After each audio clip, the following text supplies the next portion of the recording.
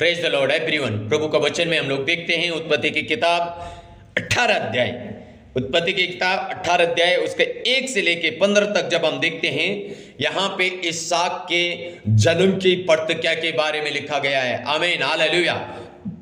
और अब्राहम और सारा बूढ़े हो चुके हैं, इनकी आशा टूट चुकी है, लेकिन परमेश्वर ने जो अब्राहम को जो वचन दिया था कि मैं तुझे बच्चे के साथ ब्लेस करूंगा, उसके अनुसार परमेश्वर अब्राहम की इच्छा के अनुसार नहीं, अपनी इच्छा के अनुसार, अपने समय के अनुसार अब्राहम को उस वचन को पूरा करने के लिए परमेश्वर यहां पे अब्राहम के पास आता है।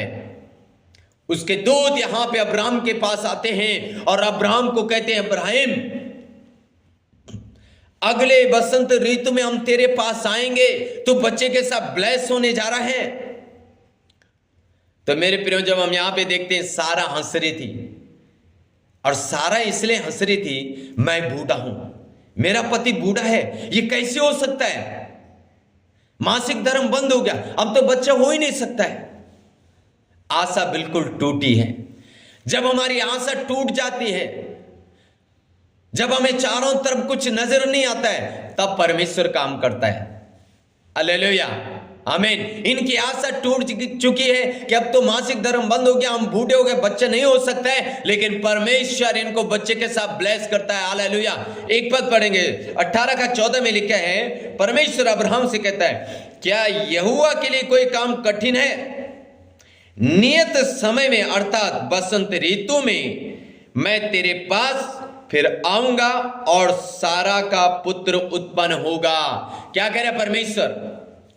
अब्राहम को कह रहा है, क्या मेरे लिए कोई काम कठिन है? नहीं, मैं अगले साल बसंत ऋतु में आऊंगा और सारा से एक बेटा उत्पन्न होगा। मेरे प्रियो, आज की सुबह के समय में आपसे कहना चाहता हूं, परमेश्वर के लिए कोई काम कठिन नहीं है।